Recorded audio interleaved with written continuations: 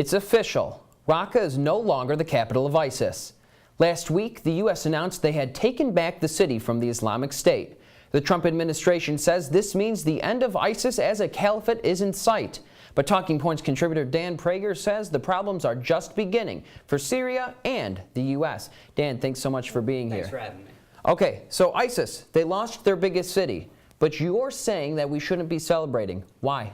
All right, so this is definitely a good thing and something that needed to happen. The U.S. and the coalition forces have been trying to get in here for a long time, but it's not the end of ISIS, and it's not the end of instability in the region. You're going to see a lot of battles from control of Raqqa, from the government and rebels, to just the future of terrorism as it's shaped from ISIS, Al-Qaeda, and other forces like that. This is not the end. In fact, you're kind of exploding ISIS into a bunch of different pieces, but those different pieces are still active. So the government and the rebels have been fighting for years at this point. So do we expect that there will be another fight for Raqqa in the future? Oh, absolutely.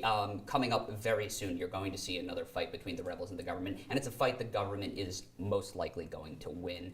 The U.S. has made it clear, President Trump has made it clear that he does not want any part of nation building in the region, and Russia has kind of taken their pro-Assad forces and have used it to kind of take back Raqqa. Russia is going to be a key player in asserting Assad's dominance over that area. Now, President Trump has said that ISIS is basically defeated. His advisors are not so sure. I mean, are we going to see ISIS sort of resort back to one of those traditional terrorist groups? Most likely. Actually, some good news I just saw yesterday.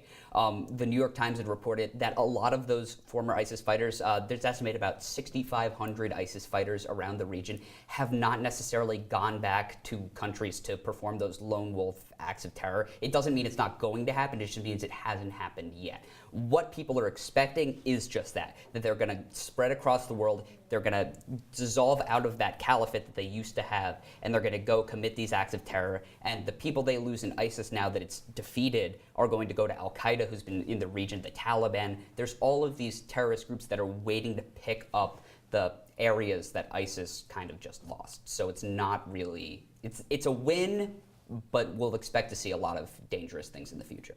Well, the story certainly is not ending here. Dan, glad to have you here. Excuse me.